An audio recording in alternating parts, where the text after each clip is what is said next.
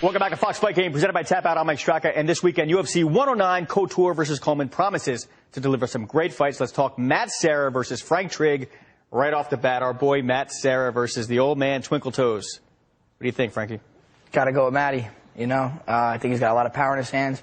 He's well versed in in the ground game. Wrestling, you got to give to Frank Trigg. But I just think Matt's was pretty game in that fight against Hughes. I think it kind of went his way, so I'm expecting he's going to win this one. I agree. I thought Matt Serra probably should have won that fight against Hughes. Yeah, depending on how you look at it, I'm being a little biased, and I thought he won. Yeah, I'm biased too because we're both the same height. Right, Allison? I like that that's your reason to be with someone. Although I do the same things. I'm like, I like their shorts. I'm picking him. Chris Liguori, Matt Serra versus Frank Trigg, and Trigg's been around a long time, as long as Matt. Matt's a young guy, but he's been around this fight game for a very long time. For sure. Who do you like in this fight? I like Matt Serra for sure. I think he's a little bit more well-rounded. Maybe not as technical striking-wise. I feel like he has the advantage, he's a heavy hitter. Mm-hmm. Definitely on the ground. He's got the advantage there, and just as of late, he's been performing a little bit better than Trigg has. So I'm going to go with Serra in this one. All right, Josh, Coleman versus Couture. Now, this fight was supposed to be UFC 17. It's now UFC 109, and they're finally facing off. What's your prediction? Pain. Yeah, Pain. I like Randy to win. I just think you look at where they are in their careers and what Coleman brings. If Coleman doesn't gas, he's got a shot maybe, but the question with him is always cardio. He swears he's in shape, but, we've heard it before. I think Randy has the antidote for him. Randy Couture is just a machine, isn't he? Frankie? Sure. He's like a science project, you know what I mean? He just baffles me how he can be that competitive at the age he's at. Well, and Allison, we talked about Herschel Walker being 47 years old.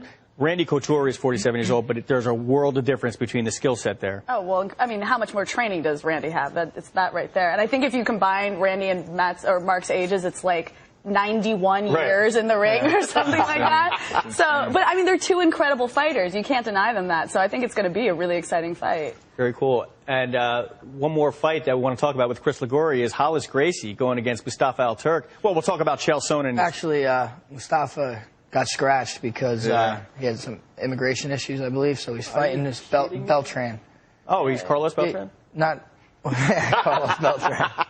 Yeah, football players, baseball players. Another crossover athlete, I see. There you go. Why not? Carlos is going to bring the baseball. Did he retire too? And now he wants to do MMA? I don't know. Dude, I threw you off for a second, didn't I? What are you talking about, Straka? Well, Chael Sonnen versus Nate Marquardt, that's a great fight. Yeah, that's going to be a great fight. I think Marquardt's got all the tools to beat him. I really do. It's going to be an exciting fight, and Sonnen looked good in his last fight. Yeah. And let's talk real quick about our boy Dan Miller versus Damian Maia. That's another one. Could go either way. Damian Maia is a great fighter. Oh, phenomenal. But we saw what Nate Marquardt did to him last time, right? It was sure. Yeah. And that could happen to anybody. I don't think you look at just that fight as as too much. He got caught with a good right hand. He made a mistake, and a great fighter capitalized on it. But I think that's going to be a grind, man. I think it's going to be a great fight.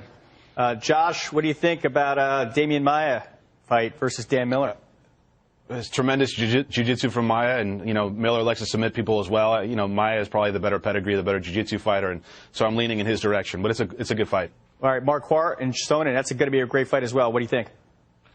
Yeah, I like Nate. I like him pretty big, actually. Kale's a tough guy. He can control you and take you down. I just don't think he's going to be able to do that against Nate. And even if he gets takedowns, he's not going to outposition Nate. He's definitely not going to submit him. I think over the course of 3 rounds, Nate finds a way to get the stoppage. Hey, Allison, people are talking about Nate Marquardt going up against none other than Anderson Silva if he wins. That's a tough fight, isn't it? Definitely, although I'm definitely a Marquardt fan. I just think he's really exciting to watch. He definitely is, but I don't know, Silva... That'll be one that I got to see, definitely. I didn't know that Attack of the Show had an MMA expert. I had no clue. We do. Both Blair Herter and Blair Butler are incredible MMA fanatics, and they literally approached the producers and were like, we want to do an MMA spot on the show. And they gave them a shot, and they did a great job with it, and now it's a regular bit. And it's become one of the few sports that we cover on our show. In fact, I saw, and Frankie, Samir Sadala is going to be on Attack of the Show today, talking UFC 109. Cool. You should do that show. Yeah.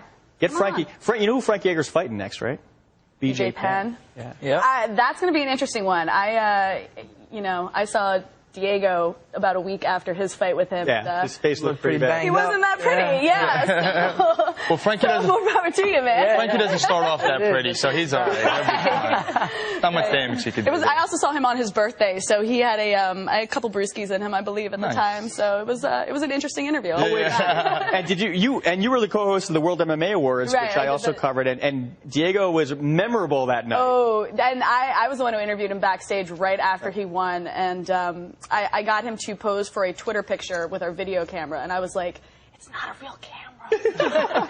But he was great. He played right along. I'm going to do my impression of Diego Sanchez at the World MMA Awards. I just want to thank Clay Guida for helping me get the fight of the night.